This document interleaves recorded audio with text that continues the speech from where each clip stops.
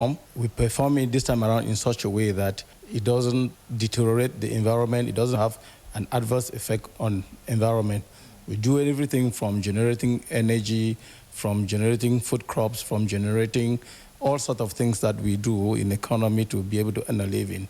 We do it in such a way that it is environmentally friendly. It is friendly even to the human being who is working there and to those who are beneficiaries.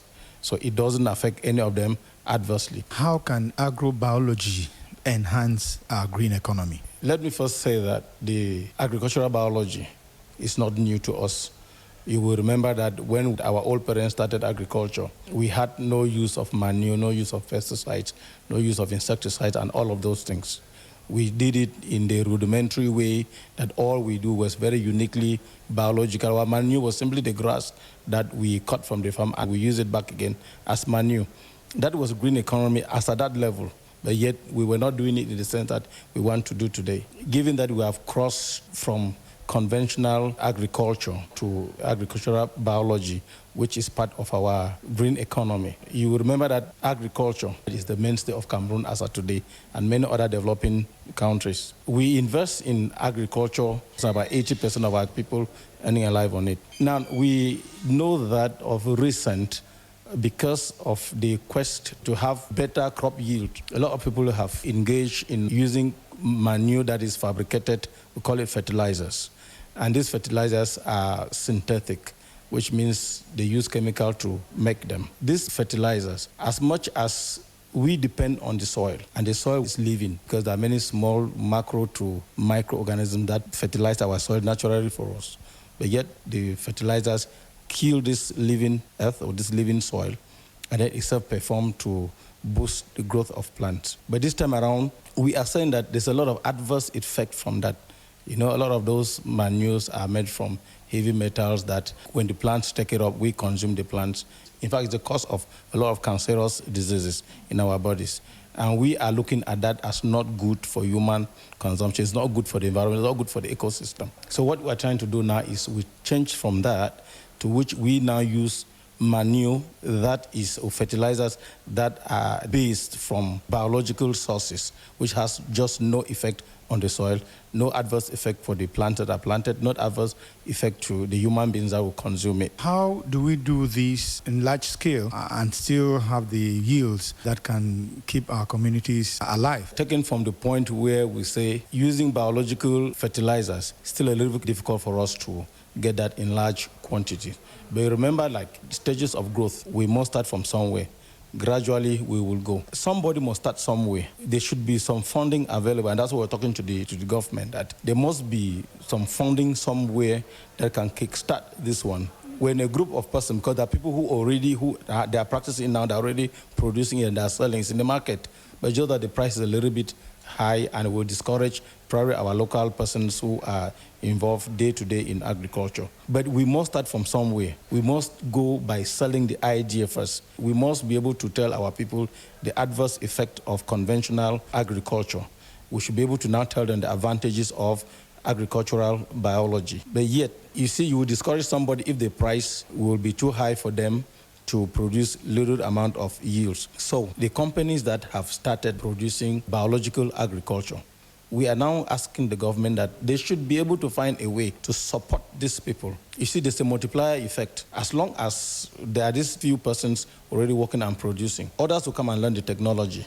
If there is funding, more will be produced and it will be available in the market cheap, and our people will be interested in buying them. Because when it becomes expensive, believe me or not, the local person will not be very much interested in it. What about other methods which we learned about when we were growing up, making compost pits and things like that? Could these habits not be inculcated into people in our communities, farmers, so they can use the natural fertilizers for their crops? Yes. Oh, yes. The first thing that we want to encourage everybody is to practice agricultural biological methods of farming. You see, at home, when we started it with our parents, that was done in such it produces just what is enough to feed the family, and maybe just a little bit that is above that they will take to the market, and it wasn't yielding us enough. There is also one way, our normal composting that can be done at family level. That is good. We start from there, which means we should be able to see how we start from homes, collecting what we call a refuse, not waste, in 3 different containers so that we'll be able to separate what is biological, and we compost them. And we can use these plastic bottles that are actually filling our gutters and blocking them. Then we can use them, and each of those bottles can grow 3 balls of lettuce. For example, you can just, on a wall in your house, and you have more than 100 bulbs of lettuce. That is enough, first of all, for your home consumption. You cannot consume that all together because you have everything that you need, and you need just a little amount of water to be able to irrigate them, and then you have used the manure that is what we're talking about here. It is good that every family keeps a small compost just for the waste from the kitchen, and we'll be fine with that. We can start something from there as a family. The way things are going, do you think that this notion will finally get into our way of life? Agricultural biology has come to stay. We've looked through the advantages that are enormous, especially when it has to do with our health and our environment. It leaves it green without any deterioration. When this idea has been accepted by all, the government takes it on. It will now be a matter of following up to see that we start from somewhere bit by bit, but yet let us first of all accept that it helps us to keep our environment and us safer than using conventional agricultural practices. To make it economically viable, we also now need support, probably from the state, so that we start. In terms of research is going through and going very fast into this particular domain. There are companies already in our towns that are producing biological fertilizers. It needs no chemical, just nothing. It is very viable in Cameroon, and all of us can inculcate it, and before you know it, we're into green economy, all of us. Thank you very much, Prof. You're welcome. Its launch on dates on the national station of the CRTV still to come is our LD guest. He is the governor of the West region, our Fonka Augustine. In a moment, he will present the situation of COVID-19 in his area of command, plus tell us how our measures to curb the spread of the coronavirus are being implemented. But before that, let's have some bursts of music. This time is from Bobe Yerima Afu Akom. He sings for us Njang Wine. Mes chers compatriotes de mon parti unique qui gagne, si je lance la chanson, répondez-moi. Hiya, tamanjong menen kumanguna. Hiya, batume. Oh, hiya. Hiya, les choses qui arrivent aux autres, comment déjà m'arriver? Hiya, maou maoué. Oh, hiya. Le chemin de succès n'est pas du tout facile, comme pensait l'homme paresseux. Après mon constat, la voiture a été fabriquée pour suivre la route et non la route pour suivre la voiture. Oula, oula, oula, la la la la la la la.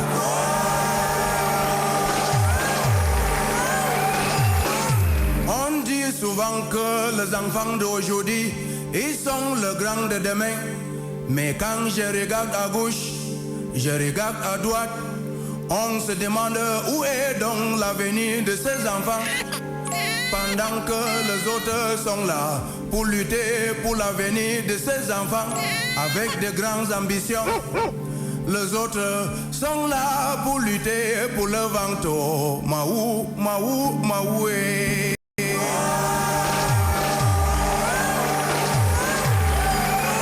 Hiya, tamanjong menen kumanguna. Hiya, batume.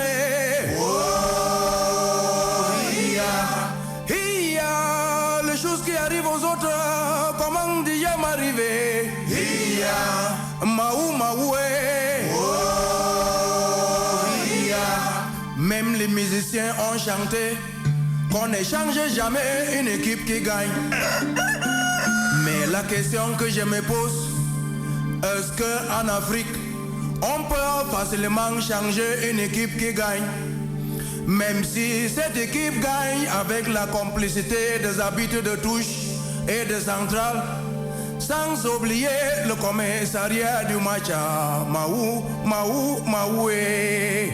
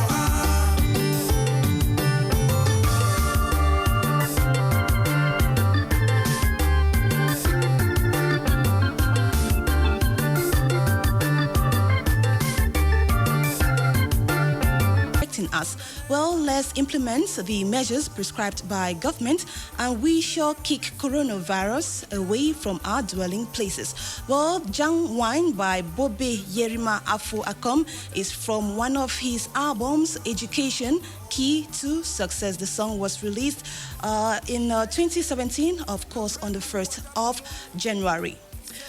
Let's have our elder guests and governors of regions in Cameroon affected by the coronavirus have been urged to step up the momentum by effectively meting out sanctions against people who fail to respect measures put in place by the government to curb the spread of COVID-19. On luncheon date today, Charles Tembe discusses the implementation of government's measures to stem the spread of the coronavirus in the West region. His guest is the governor of the West region, our Fonka Augustine. Charles first asked the governor to present the situation of COVID-19 in his area of command as of March 30th, 2020. Take a listen.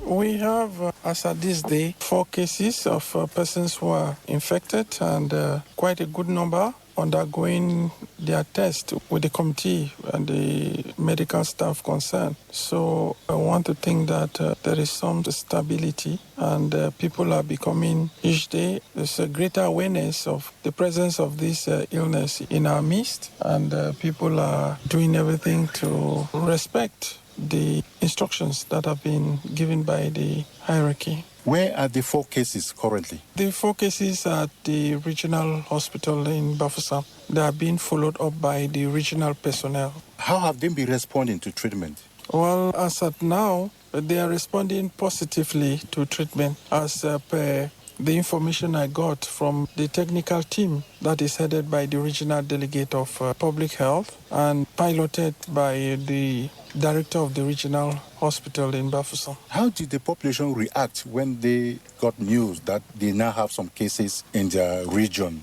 The population are disturbed. They are worried because they are getting equally images of what is happening elsewhere. They are now conscious of the gravity of the matter. And I think on a daily basis, this awareness is increasing. And that is what we are emphasizing on, that people should know that COVID-19 is a reality and that they should abide by the instructions that have been dished out by the hierarchy. These instructions are contained in 13 measures laid out by the government. Let's examine the implementation of some of these measures. Let's start with overcrowding. The West region is noted for business activities. The markets are always flooded. What's the situation like with regards to social distancing? With social distancing, I want to say that I can give the population 50% of the max, because we've registered a problem, and a very serious one, of course, is the case of the market. Children that were released from the schools and asked to go home and stay there quietly so that they are not infected. Some parents have instead given them goods to sell and sent them to the market. So along with the mayors, we're trying to put a stop to this. And equally, talking of social distances, some people are still going on with their collective sports. And there we're saying, no, shouldn't happen. But with the taxis and the buses, I think the owners of these companies are collaborating, and we're happy with that. In the government offices and in some private services, there's a lot of awareness. People are washing their hands. People are disinfecting their hands. People are keeping social distance. We're very happy with that. So there is still a lot of work to do. The administrative officers, forces of law and order on the ground, they are working. And the medical personnel, they are at the forefront, attacking and doing all what it requires for this issue to be brought under control in the West region. The West region has a strong work ethic. They go to the farms very early in the morning and they go in groups. Has that pattern changed with this new environment? The pattern has slightly changed. Equally, the pattern has changed as far as funerals are concerned. But as far as we are concerned, we think that it is not good enough. The maximum 50 persons for funerals should be respected. That's what we are insisting on. And those are the instructions from